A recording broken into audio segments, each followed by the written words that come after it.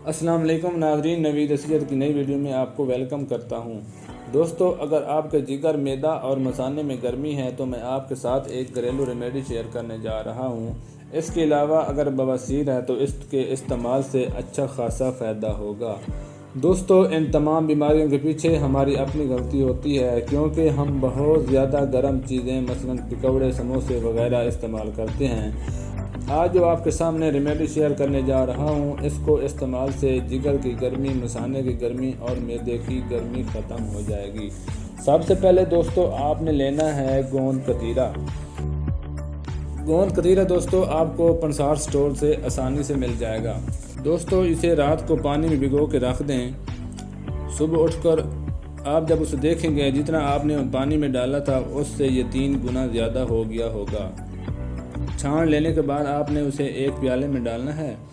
इसके बाद दोस्तों एक टुकड़ा मिश्री का लें, उसको अच्छा खासा पीस लें, वो भी उसमें डाल दें। इसके साथ एक नींबू ले लें और नींबू भी इसमें डाल दें। फिर इसको हिलाकर अच्छी तरह आपने खा लेना है।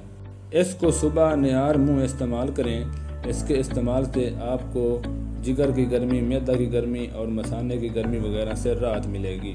तो अगर आपको बवासीर है तो इसके इस्तेमाल से आपको अच्छा खासा फ़ायदा होगा।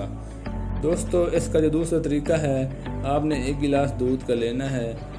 दूध में 2 चम्मच गोंद कतीरे के डाल दें। इसके बाद उसको अच्छी तरह हिला लें। इसको मीठा करने के लिए दोस्तों आपने मिश्री इसमें मिक्स करनी है।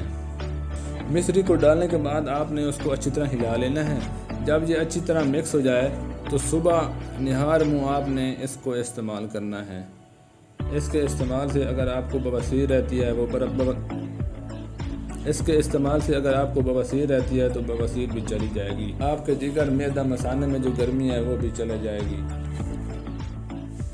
दोस्तों, अगर आपको हमारी वीडियो अच्छी लगे तो हमारे चैनल को लाइक, सब्सक्राइब और शेयर करें। साथ ही दिए गए घंटी के बटन को ज़रूर दबाएं ताकि हमारी नई आने